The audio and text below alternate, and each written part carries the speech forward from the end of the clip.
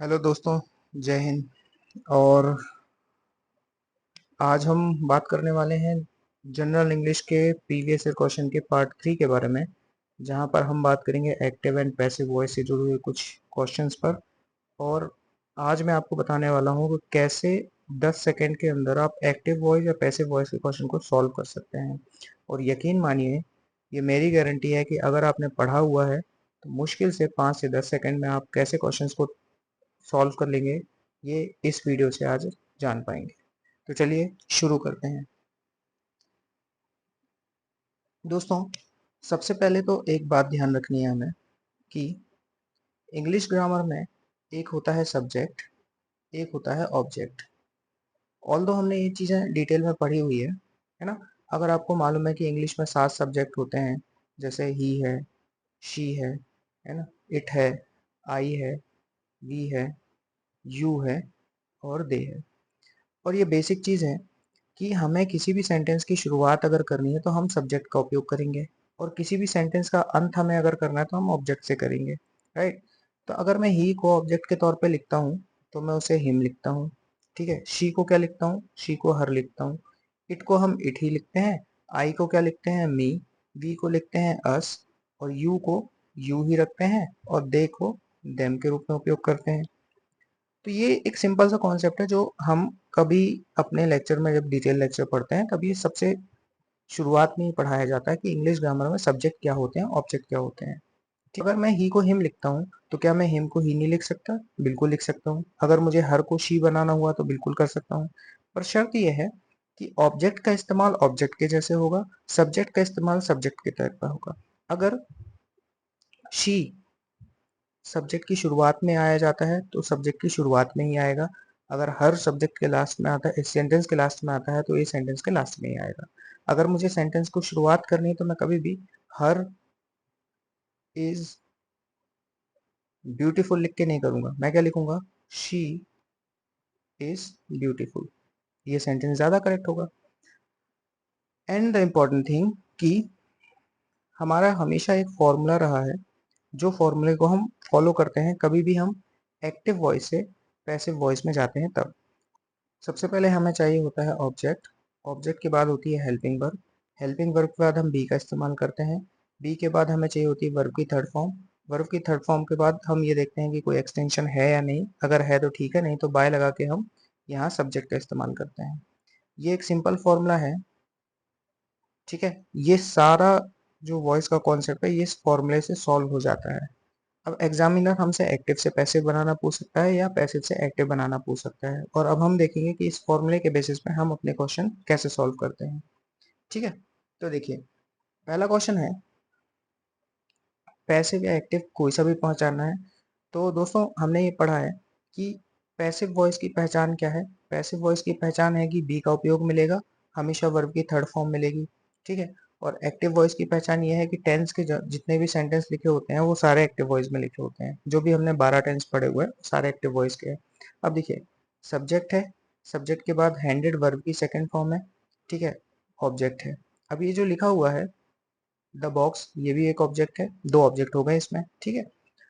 तो the box of tissue ये object है। यहीं से इन्होंने क्या किया है, सेंटेंस की शुरुआत की है। बिल्कुल सही, कोई दिक्कत नहीं है।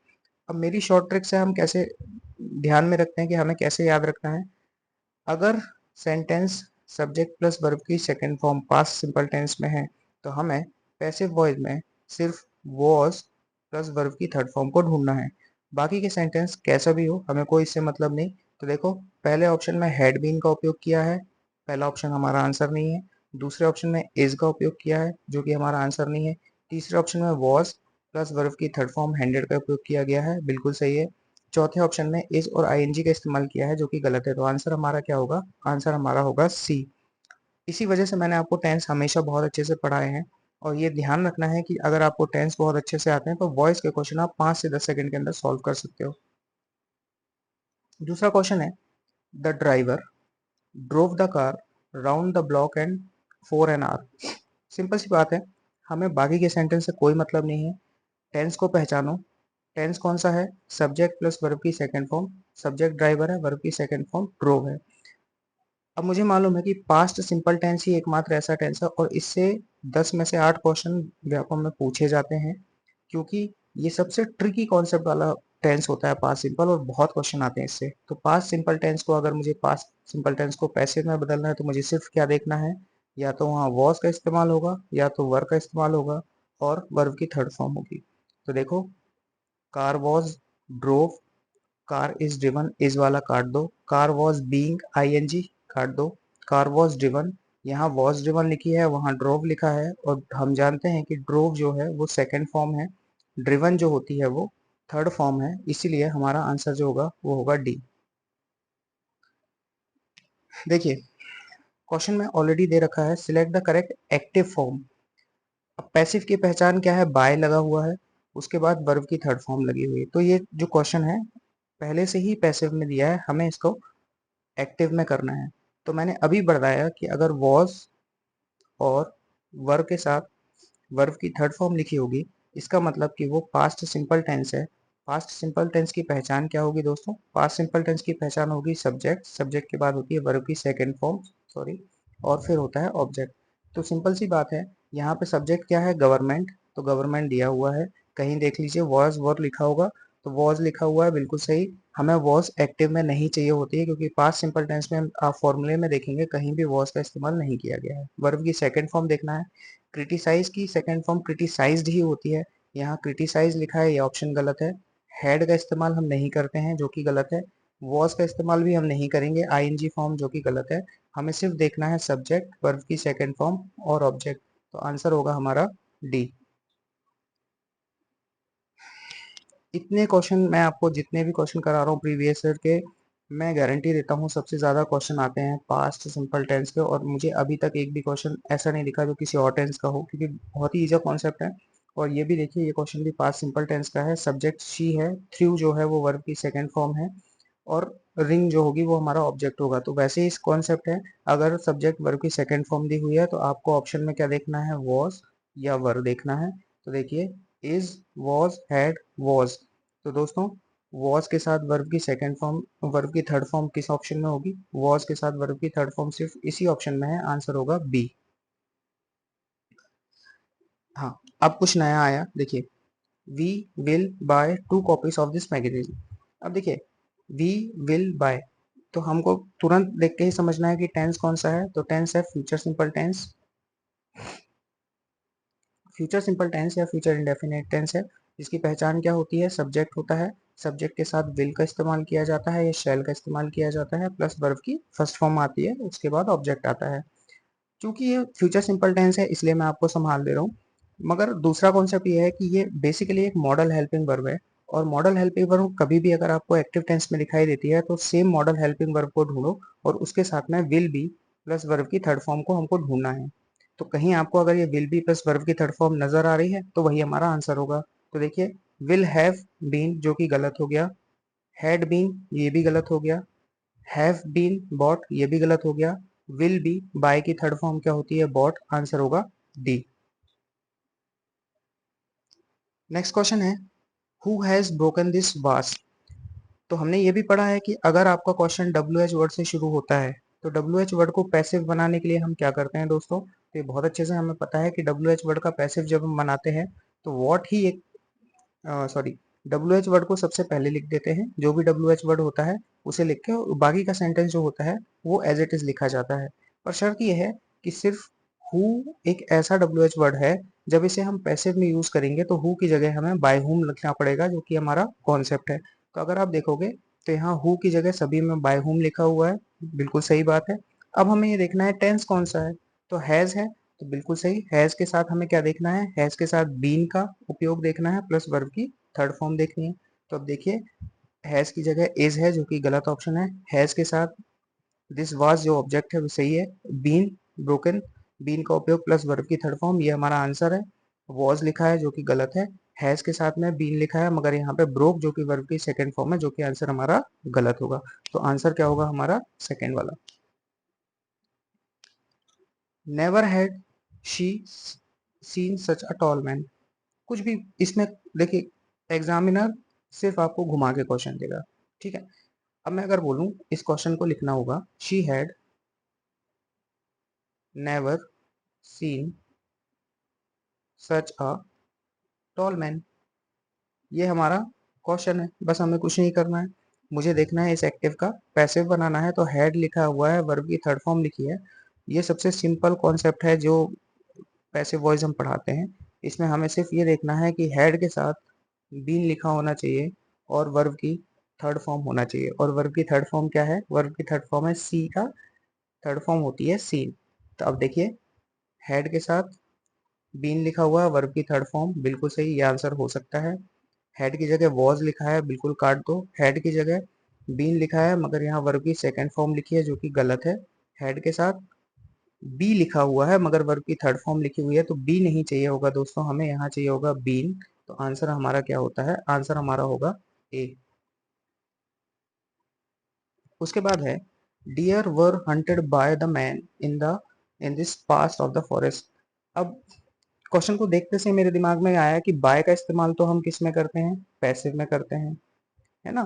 तो हमें इसको किस में करना होगा? एक्टिव में करना होगा। और दूसरी बात, कैसी दिमाग में घंटी बजनी चाहिए कि वॉज के साथ वर, वॉज या वर के साथ में क्या लिखा हुआ है? बाय भी लिखा हुआ है और वर्ब की थर्ड फॉर्म भी लिखी हुई है जो कि क्या है? हंटेड। ठीक है, इसका मतलब कि ये पास्ट सिंपल टेंस होगा। और पास्ट सिंपल टेंस की पहचान हम सभी जानते हैं कि सब्जेक्ट के साथ एकमात्र ऐसा टेंस है जिसमें वर्ब की सेकंड फॉर्म आती है और ऑब्जेक्ट का इस्तेमाल होता है। तो अब मुझे क्या देखना है? जो भी हमारा सब्जेक्ट होगा उसके साथ वर्ब की सेकंड फॉर्म हंटेड होगी, बाकी पार्ट सेम होना चाहिए। तो मैं देख लेता हूँ, the man hunt deer in this part of the forest. Hunt जो है वर्ब की फर्स्ट फॉर्म है, ये हमारा ऑप्शन नहीं है। हंटेड जो है वर्ब की सेकंड फॉर्म है, बिल्कुल सही है। ठीक है, the man hunted subject, verb की second form object. The man had haunted, hunted, sorry, had का इस्तेमाल हम नहीं कर सकते।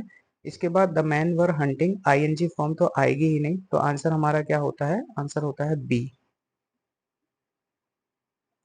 फिर है the event was cancelled by the headmaster.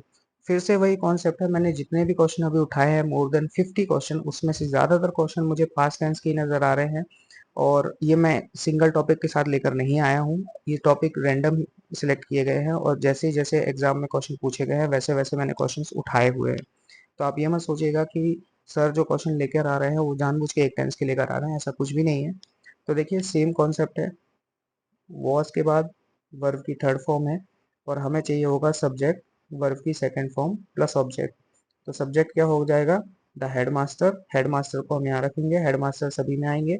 उसके बाद सब्जेक्ट के साथ वर्ब की सेकंड फॉर्म जो हो कैंसल्ड, तो हैज का इस्तेमाल नहीं होगा, इज का इस्तेमाल नहीं होगा, कैंसल्स फर्स्ट फॉर्म इस्तेमाल नहीं होगी। आंसर क्या होगा हमारा? आंसर होगा 2। Surgeries for C section deliveries are always performed by doctor Batra. ये आ गया नया क्वेश्चन। आर का इस्तेमाल किया है दोस्तों, उसके बाद वर्ब की थर्ड फॉर्म का इस्तेमाल किया है।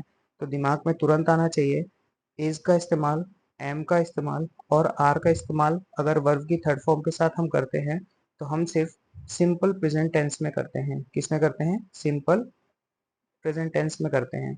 सिंपल प्रेजेंट टेंस का फॉर्मूला क्या होता है? सब्जेक्ट होता है, उसमें वर्ब की फर्स्ट फॉर्म होती है, उसके बाद ऑब्जेक्ट होता है। बस कंडीशन क्या होती है कि अगर हमारा सब्जेक्ट क्या हो, ही शी या इट होगा, तब हम सब्जेक्ट के साथ वर्ब की फर्स्ट फॉर्म में एस या ई एस लगा देते हैं, उसके बाद ऑब्जेक्ट लगा देते हैं। मतलब यह है कि अगर सिंगुलर सब्जेक्ट होगा तो वर्ब में एस या ई एस लग जाएगा। जो कि यहाँ पर क्या है? डॉक्टर बत्रा, डॉक्टर बत्रा की अगर बारे में बात करोगे तो आप ही या शी में आएगा। इसका मतलब हमारे कॉन्सेप्ट में क्या होना चाहिए? सब्जेक्ट होना चाहिए, वर्ब की फर्स्ट फॉर्म प्लस एस या ई एस लगा होना चाहिए और ऑब्जेक्ट होना चाहिए। दूसरी बात, एक हमेशा मैंने ट्रिक सिखाई है कि ऑलवेज का इस्तेमाल हमेशा हम सिंपल प्रेजेंट टेंस में ही करते हैं, है ना? इसके अलावा कहीं और नहीं करते। तो ऑलवेज देखे तो समझ जाओ। अब तुम देख लो, डॉक्टर बत्रा से सारा शुरू हुआ है, ऑलवेज भी शुरू हुआ है, अब परफॉर्म्ड लिखा है, परफॉर्म्ड लिखा है, परफॉर्म लिखा है। हमें चाहिए वर्ब की फर्स्ट फॉर्म प्लस एस या ई एस। मैंने बाकी का सेंटेंस देखा ही नहीं क्या है। वर्ब की फर्स्ट फॉर्म एस या ई एस वाला ही आज हमारा आंसर है। ये आंसर नहीं हो सकता, ये वर्ब की सेकंड फॉर्म है, इसमें एस या ई एस नहीं लगा है, इसका मतलब ये भी आंसर नहीं होगा क्योंकि यहाँ पर विल का इस्तेमाल किया है। तो आंसर हमारा क्या होगा? देख सकते हो, सब्जेक्ट, वर्ब की फर्स्ट फॉर्म जिसमें एस या ई एस लगा है और ऑब्जेक्ट जो कि सर्जरीज लिखी हुई है, राइट। फिर से वही कॉन्सेप्ट, द टीचर स्कोल्डेड अस, यही आपका क्वेश्चन खत्म हो जाना चाहिए। सब्जेक्ट है, वर्ब की सेकंड फॉर्म है, ऑब्जेक्ट है, इसका मतलब कि क्या होगा, वॉज के साथ में या वर के साथ में वर्ब की थर्ड फॉर्म होगी।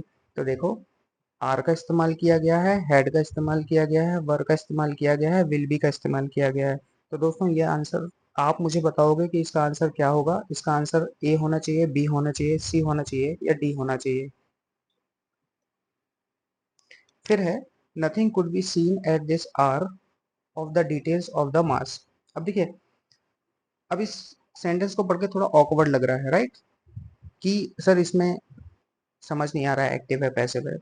हमने पहले ही से पढ़ा है कि बाय का इस्तेमाल या बी का इस्तेमाल प्लस वर्ब की थर्ड फॉर्म का इस्तेमाल, ठीक है, ये हम किस किस में देखते हैं, पैसिव वॉइस में देखते हैं, और उसके बाद हमें एक्टिव बनाना होता है, ठीक है।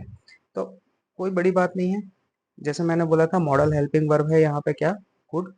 तो मॉडल हेल्पिंग वर्ब जब जब कभी भी हमें मॉडल हेल्पिंग वर्ब आती है तो पैसिव बनाते समय हम कुड के साथ में बी लगा देते हैं, जो भी मॉडल हेल्पिंग वर्ब होती है उसके साथ में हम बी का इस्तेमाल करते हैं प्लस वर्ब की थर्ड फॉर्म का इस्तेमाल करते हैं।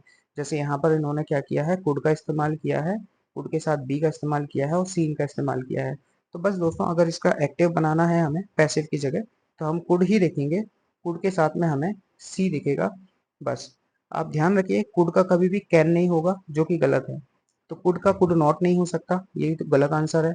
कुड का कुड हैव बीन सीन नहीं हो सकता, जो कि गलत आंसर है। आई कैन सी नहीं हो सकता, कुड का कुड ही होगा। आई कुड सी, देखिए कुड और सी हमें साथ में दिख गया, आई कुड सी यही होगा और हमारा आंसर, राइट। तो ये कुछ क्वेश्चंस थे एक्टिव और पैसिव वॉइस के। और अगर आपको ये क्वेश्चंस और ट्रिक्स समझ में आई हो तो प्लीज़ इस वीडियो को देखें, शेयर करें, और डिटेल कॉन्सेप्ट समझने के लिए आप मेरे टेलीग्राम चैनल पर विजिट कर सकते हैं। तो मिलते हैं नेक्स्ट पार्ट में, फिर किसी कॉन्सेप्ट के साथ, फिर कुछ नए क्वेश्चंस के साथ, फिर किसी नए ट्रिक के साथ। तब तक के लिए थैंक यू, जय हिंद।